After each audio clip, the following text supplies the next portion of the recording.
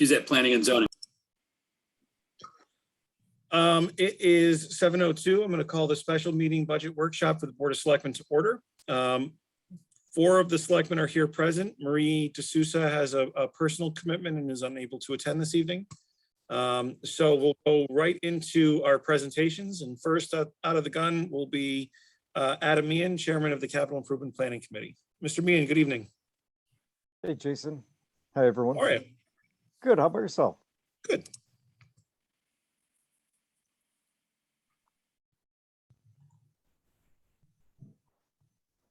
All right. So I can kick this off, Jason, just by kind of reiterating the letter I sent over last October 18th.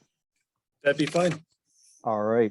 If it's okay, I'm not going to read it word for word. You know, if you want me to, that's fine. But the basic concept, it's actually pretty similar to the last number of years that we've been doing this.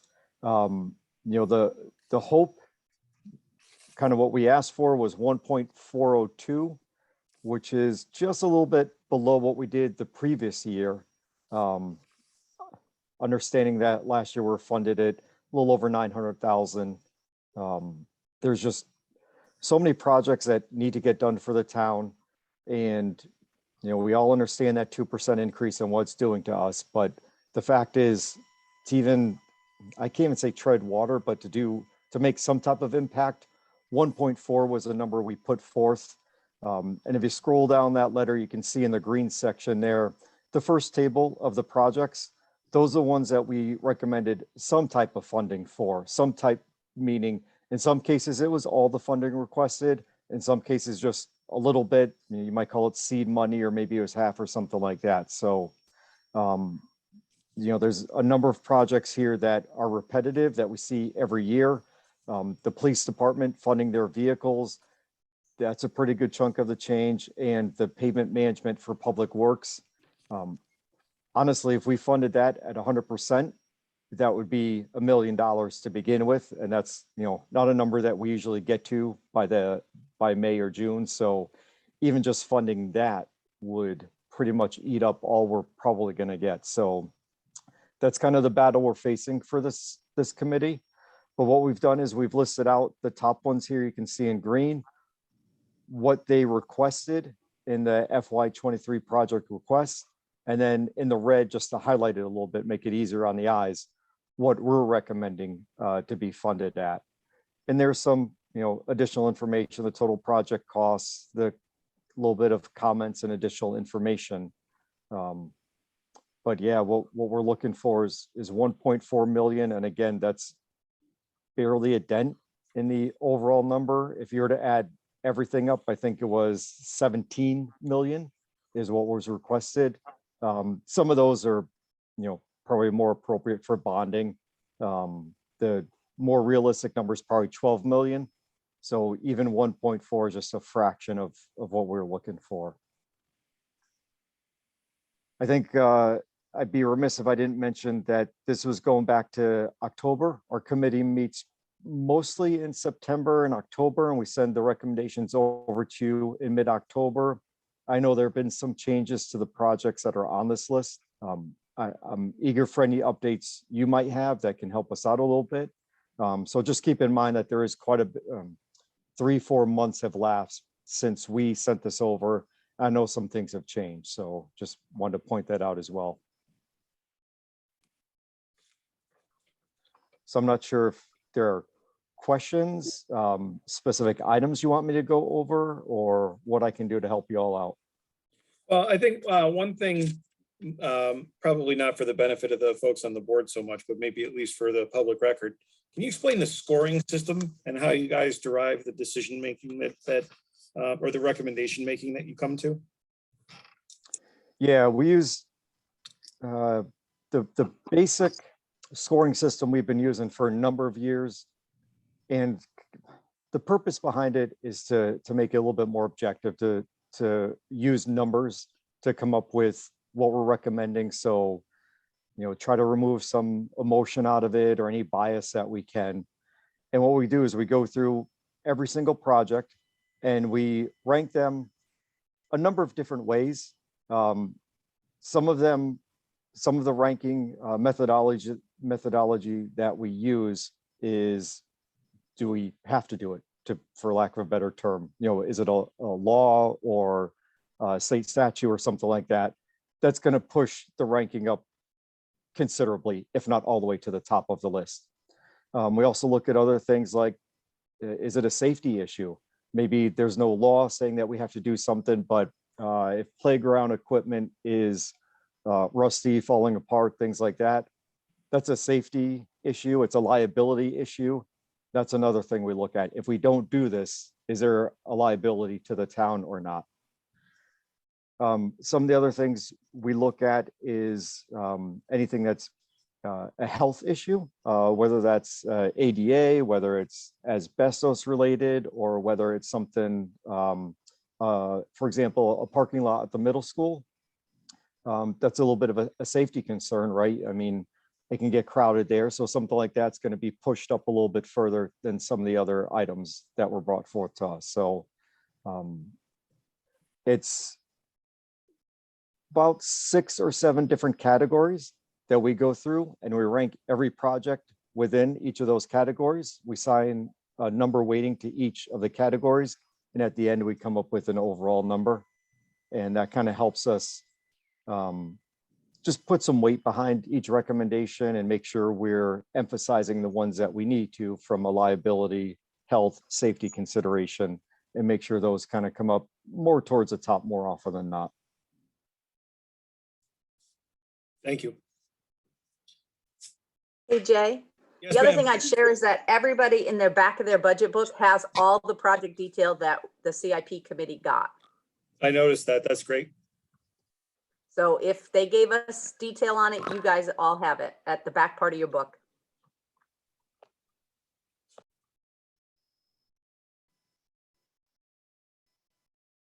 One thing I would call out as well, I kind of mentioned that in the intro, is there are a number of items here that are pretty much recurring. They seem to go a little bit against the grain of what we would usually think of when you think of capital improvement. But here they are in here with us. So even something like the assessment, we put aside about 1/5 of what's needed for that every year. I think to some degree you can have a similar conversation about the police cars. Every single year they come before us asking for 2 or 3. So that's always in there as well. So I shouldn't say a lot, but a number of these things are not really one time, they're recurring, and it's really up to us to fund them. So like the assessor's office for the revaluation, that's always going to be in here. I mean, it's not a lot, but it's something that gets kind of thrown in with CIP. So there are a number of things that we almost have to do, or that the committee feels that regardless of where they are on the rankings, they have to get done. So What's the cost per cruiser these days? they requested, I believe it was 2, and it came out to 159 and change. I think that's 2.5. Is it 2.5? And I was gonna ask if that included the one that they just got fully funded through a grant. It does not. They never include the ones they get through the grants. And obviously we didn't know a grant was coming at the time we funded the whole thing. The other thing I'd say is the reason we keep them in CNR, Adam, is because that's our only place to save money from year to year. So if we did it in operations, if we funded 2.5 cars, that money would lapse before you bought that other half of the second car. That's 3. Oh, So sorry. CNR is really the only place we have to hold money between one year and the next. But CNR, we can put money in CNR without it going through CIP, right?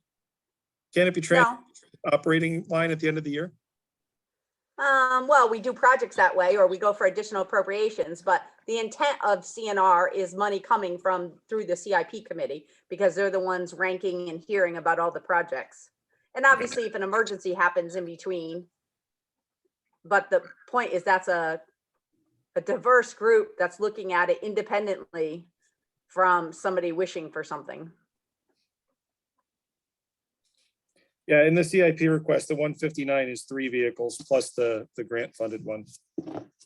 Yeah, I think they scaled that back though, because I think they thought they were still short, but we were able to show them that we had funded their 2.5, so they should be fine with 2.5.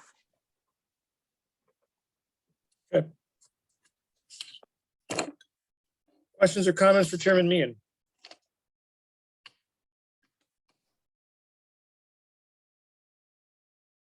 Adam, you're getting off easy. Shh, don't say anything, Jason. Hey, I'm always around if you guys have any follow-up questions or clarification. I'm sure I'm going to have a couple, but it's about a broader vision rather than more specifics dealing with infrastructure stuff I'd like to talk to you about. I would love to have that conversation, Jason. Absolutely. Okay. And I'm sorry, I hope this is appropriate, but talking about the bonding too, I would love for, I won't say myself, but at least CIP to have some representation on any type of those conversations if we ever get to them. So if you can just keep that in the back of your mind. Personally, I'd love to be involved. And a couple CIP members said the same thing. So, we get a lot of those projects that come before us that seem fit for bonding. And we ask questions about it. We start to understand the project. So if we can offer any of that knowledge that we've gained, would love to do it. Sounds good. Thanks, Ben. Thank you. Mr. Rybeck, are you with us? Yes, sir. Good evening. How are you? Pretty good. How are you? Good.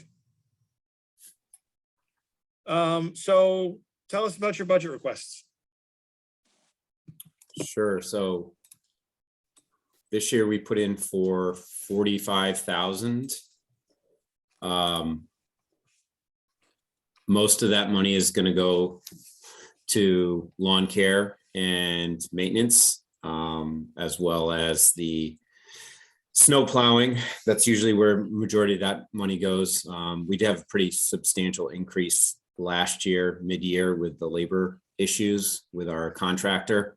We have looked at some alternatives to that, but everyone's kind of facing the same issues with wages. So it was about a $5,400 increase in the contracted mowing for this year, reflected in the 42,000 ground maintenance lawn care number. And then I had similar story to Adam before. There's a lot of things in here that probably should be done, could be done, at some point will need to be. Pavement repair, a small number with $10,000, just to kind of try to extend the life of some of the roads that are there. A little bit of a number, $2,000 for fence repair, and then tree work as necessary. Really, we don't touch the trees unless we have to. If something is clearly dead and needs to be taken down for safety reasons, we'll address that, but we're not really doing a lot that's proactive. So majority of this is really just the maintenance of the lawn and clearing of the roads and the sidewalk in Warehouse Point.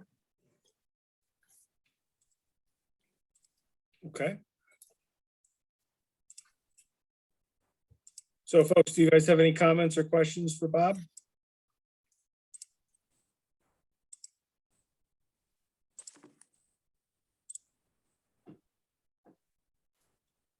Questions for me? Hi, Alan. Hello. Charlie? I'm trying to find the page still because I don't. It's in activities and fees, section 2, just after the Greater Hartford Transit District. Okay. I made the font on our title like 3 times bigger this year. Usually everyone has trouble finding it. You should see the size of this book, Bob. It wouldn't matter what you did unless you put a big like bookmark that's stuck way out of the notebook. It wouldn't matter. I guess my question was how much you guys requested last year versus what you were funded last year.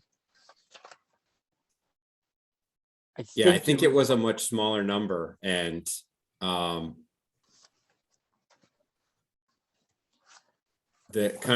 know the history of our funding. If we go far enough back in time, it was around $40,000. That was maybe 15 years ago. And when I took over, we were just under $15,000. There were some issues around an audit that we've since been providing to the town, and we worked it up to, I think, 17.5 and then 20,000. And then I think during COVID, when we didn't have these meetings, it got cut back to 15. So over the years, we said, do we ask for what we really need? Do we try to just inch it up a little bit? But with all the increases that we've had on, the lawn care, we said we really got to put in a realistic number to do what we're trying to do, which is just do the basic maintenance. So in FY17, I'm going to go forward here. In 17, they had 20,000, 18, 20,000, 19, 20,000, 20, they had 15,000, 21, 20,000. Their request is 45,000.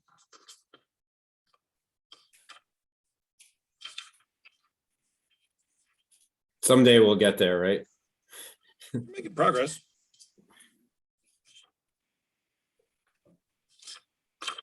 Yeah, if we had some higher interest rates and we could earn a little bit on our perpetual care fund, that would certainly help us. But, with low interest rates in a, stock and bond portfolio, we haven't been pulling as much income off of there as we probably could if we saw some higher interest rates. Well, they're coming. Yeah, 3 times this So, year. Thanks, yeah. Bob. But I don't think 22,000 will get me. I can't get that up to 40,000. I might get to 25 or 26. Back in the 70s, it was like, 14, 15% interest. That's no problem. Yeah. In a couple of years. Yeah, so we're trying to be as aggressive as we can while still being conservative enough to realize that portfolio has to last perpetually forever. So, we've been able to find a pretty good balance where we have a growth component and then an income component. And as the growth part grows, we slowly move some of that money over into the more conservative income component. And that's where that 22,000 comes from. And then each year it gets funded with any perpetual cares that are sold. So, during COVID 2020, we hardly sold any because no one was getting buried. And then this year, in 21, we that kind of all came back and we sort of doubled up. So we were able to fund that more than normal last year after an abnormally low year. But adding, $10,000 a year to a portfolio is not generating a lot of interest going forward. So.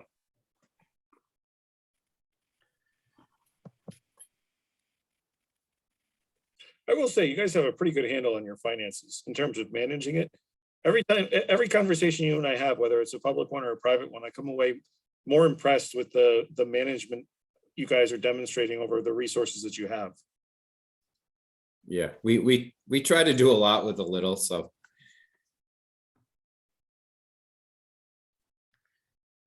Well, I don't have anything else for Bob. If any members of the board would like to ask anything, feel free. Otherwise, we're going to cut them loose. Thank you, sir. Good. All right, thank you. Have a good night. Next up, Mr. Barton, on behalf of the Veterans Commission.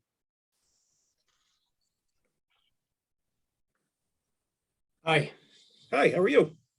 Good, how are you? Good, thank you. So the Veterans Commission budget is pretty much the same.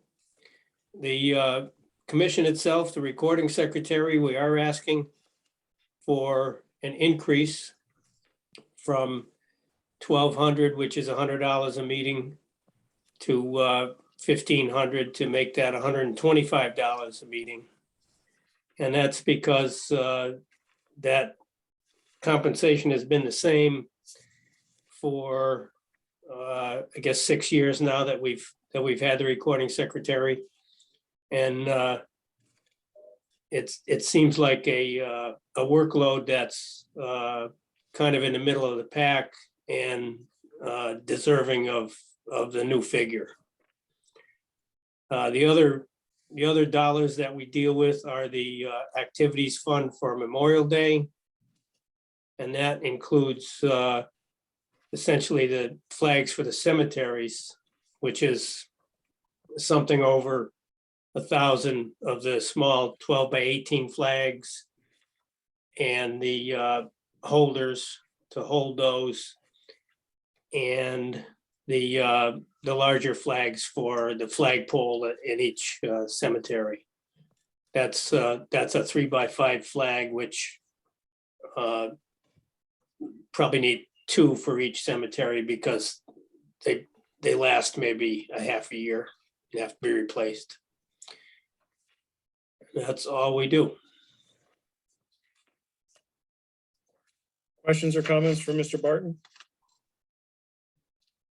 I'll lead off by saying, Jim, you raised a good point about the recording secretary rates. And I flagged that for the selectmen to consider because while you guys have had a recording secretary at that rate for about 6 years, it's been 25 since we really have looked at those in any type of a meaningful way.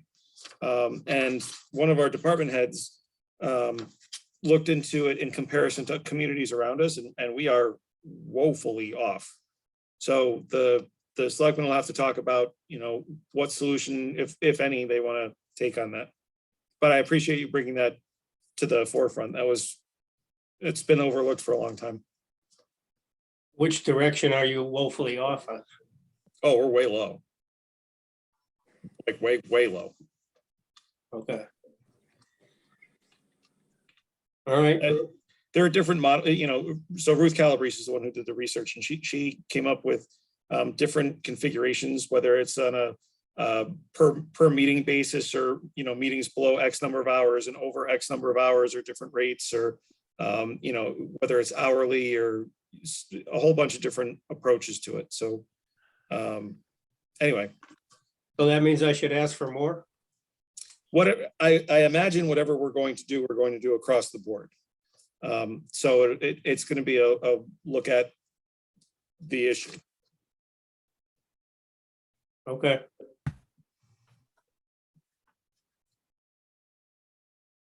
Any other comments for Mr. Barton?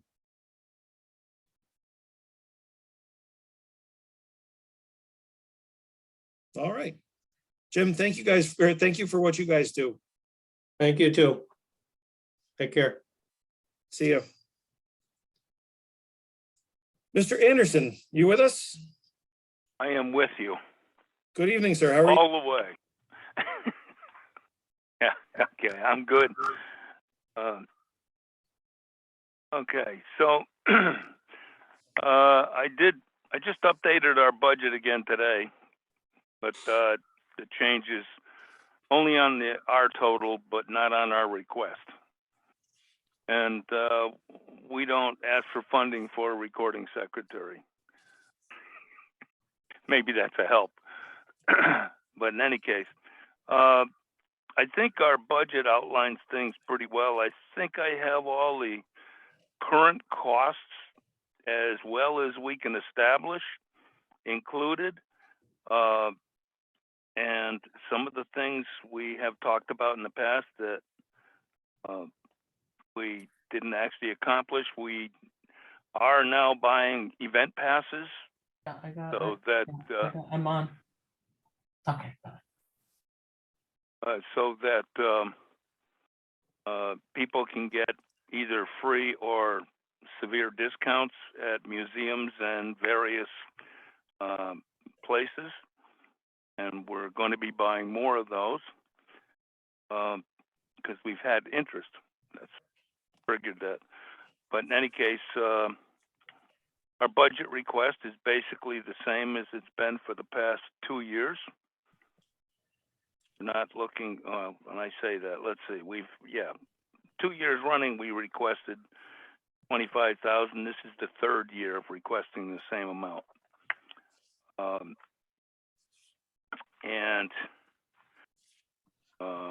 I don't know. I mean, if there's questions about any of the data, I'd be happy to provide whatever you ask for.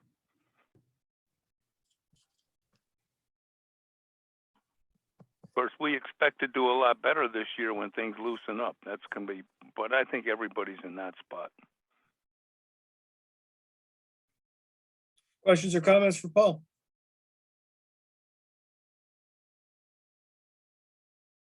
Charlie?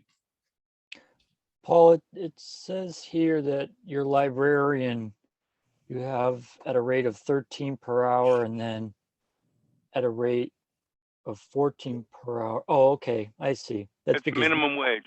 that's because you are anticipating the minimum wage to go up. Well, Okay. no, it is going up. It's not an Right. anticipation. I have Nope. to put that in there because DOL says that's what it is. Right, and that's what I was about to ask, whether you were Okay. accounting for that. But Oh, yeah, the dates changed. It's June 30 and July 1, but that's okay. I just corrected that. It changed our grand total slightly, but has nothing to do with what we're requesting. yeah, and I think that's what threw me off. And I wasn't reading the name either, so that's why I was asking a dumb Okay. question. That's fair. That's not a dumb question. It's an excellent question.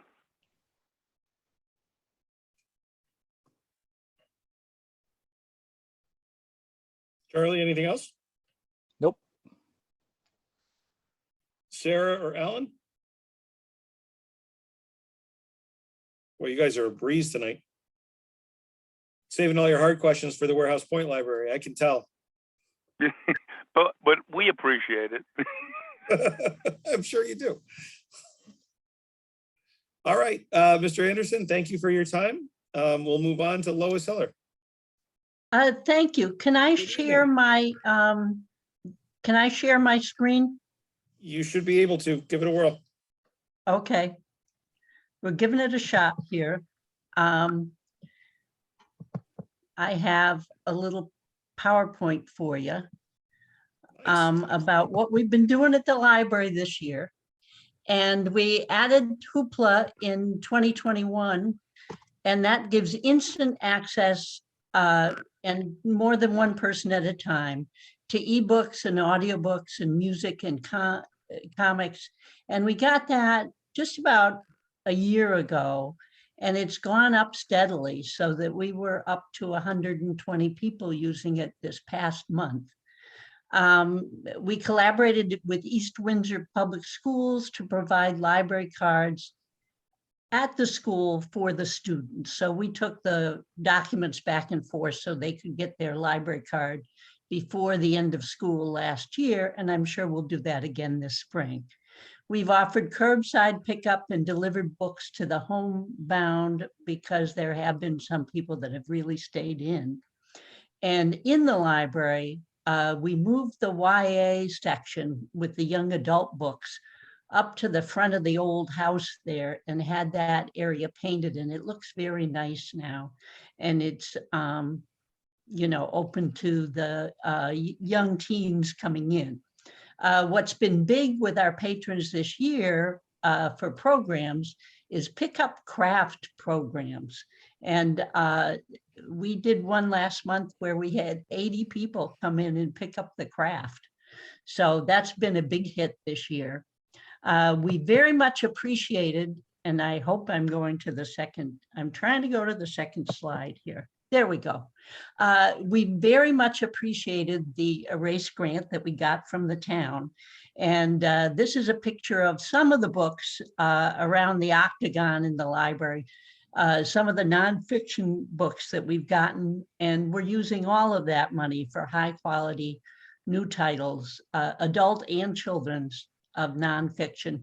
And that sign that you see, funded by the East Windsor Board of Selectmen through the Erase grant, is right on that display of books right there at the top in the front. we've gotten other support too from other people. We got a CEN grant that provided the Wi-Fi 24/7 for the parking lot behind the library, and it's strong Wi-Fi, so it pretty much covers the whole parking lot. And we, with an ARPA grant, we installed a solar charger out there so people can charge.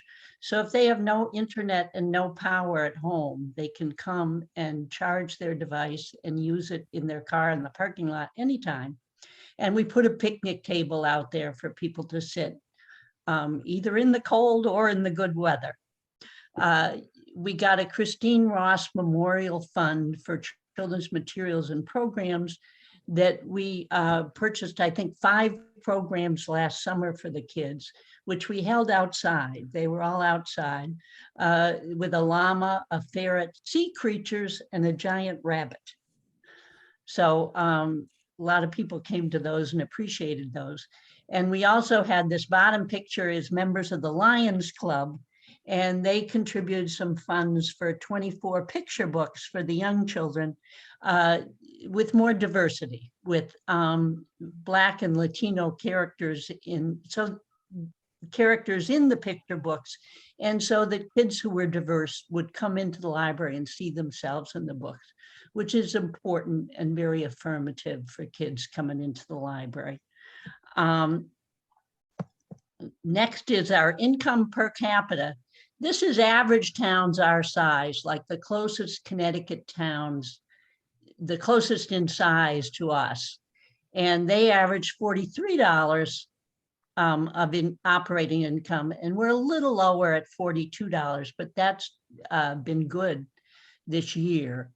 The money we get from the town of that $42 is $24.63, which is a little more than half of our budget. So it pays the staff.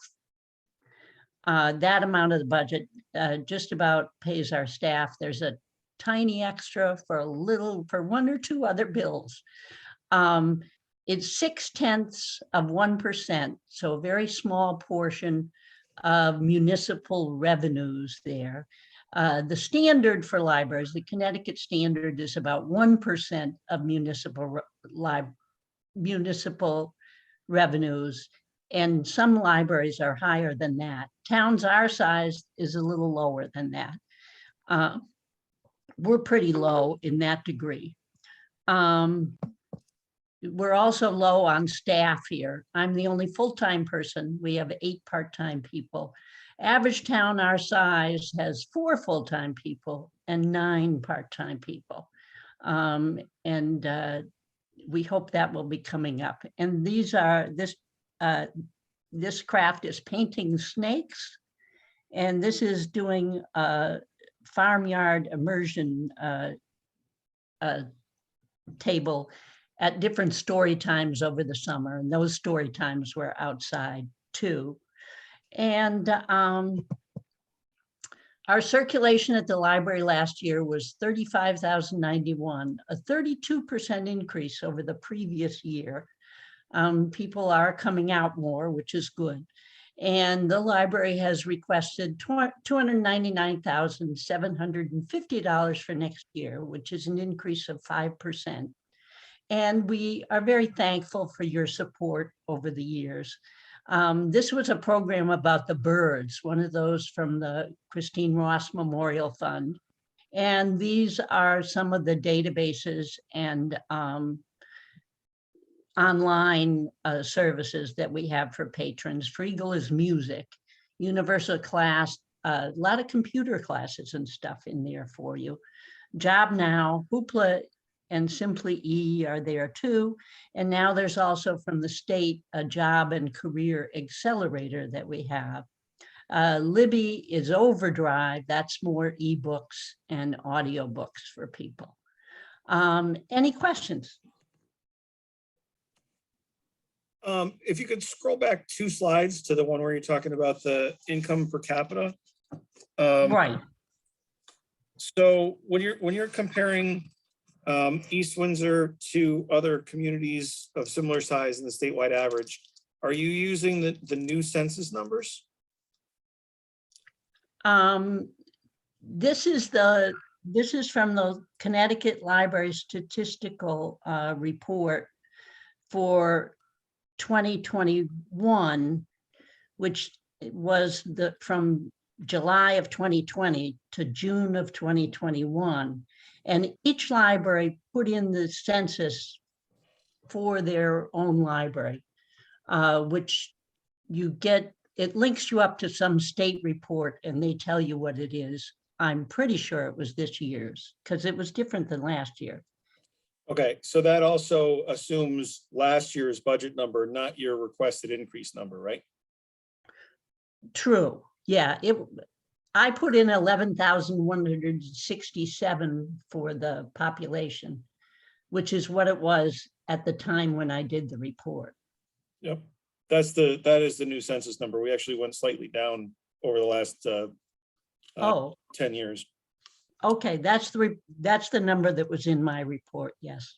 So, but the dollar amount you're dividing against, that's your 299,750 number, or is that the current year's 285,500?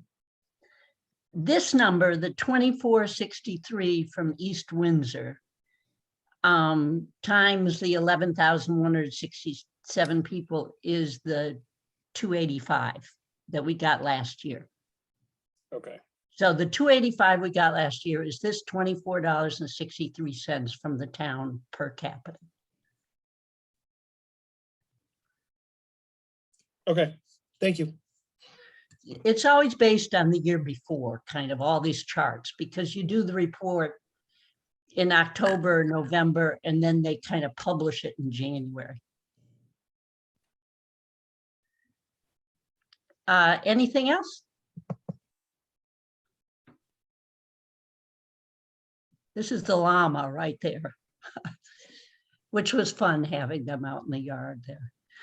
Thank you very much for your support, and we look forward to a great year coming up.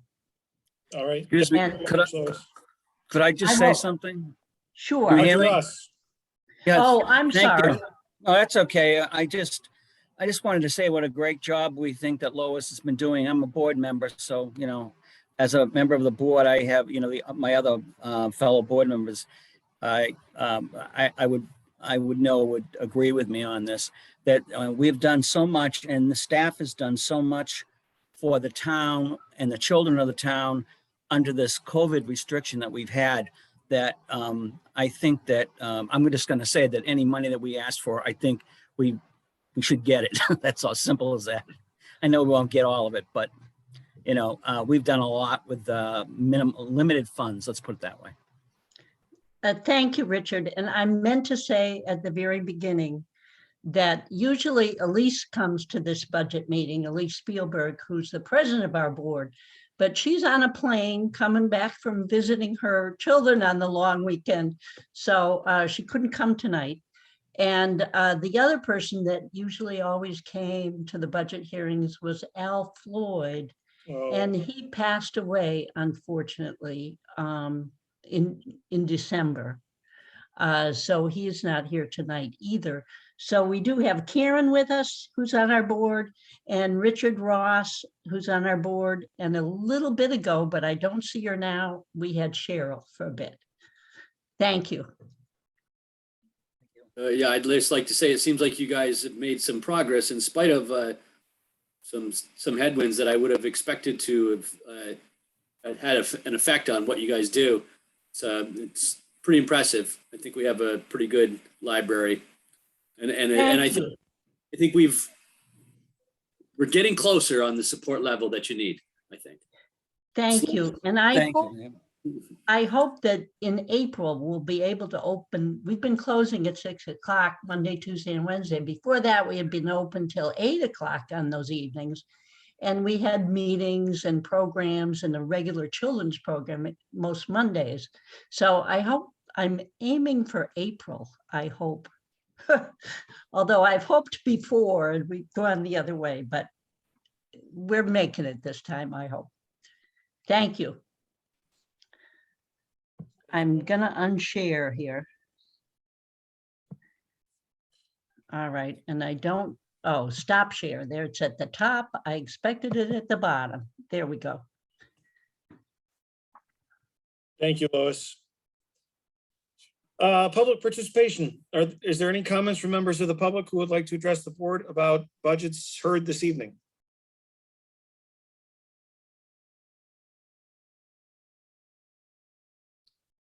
Okay. So here's what we're going to do.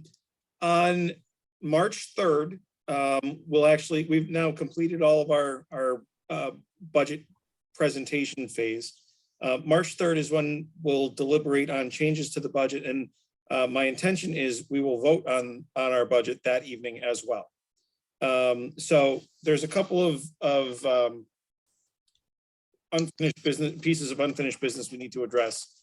First of all, is any changes that will be made to the budget recommendation that I filed with the town clerk back in January. That is the document that we're working off of. So there should be a copy of that, I believe, in your budget book, but if not, Amy will have the Excel sheet ready to go in person on the 3rd, so we'll be working on that.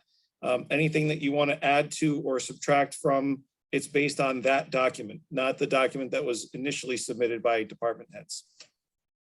We're going to need to decide whether or how to address the question of recording secretary compensation and salary compression amongst part-time employees with the minimum wage increase.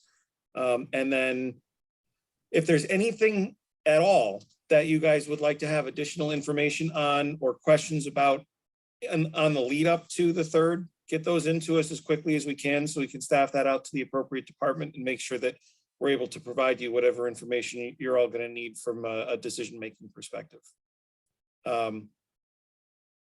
That's all I got. Any questions or comments on kind of our roadmap going forward? I did send everybody the Excel file today. Thanks, Amy. Jason, that research that was done on the recording secretaries for other municipalities, is that going to be presented to us as well?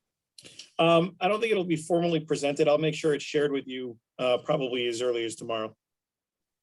Okay.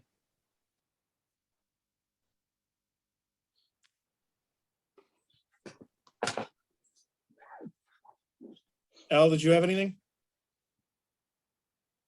No, I'm good. I was just gonna also thank Amy for sending the budget sheet and the revenue sheet today. So I love that format. Works for me. Okay. Then if there's no other business to come before the board, we are going to be able to adjourn earlier than I expected, which is great. Can I have a motion to adjourn? I'll make a motion, we adjourn. Selectman Is there a second? Nordell, second. All in favor? Aye. Opposed? We are adjourned at 7:45.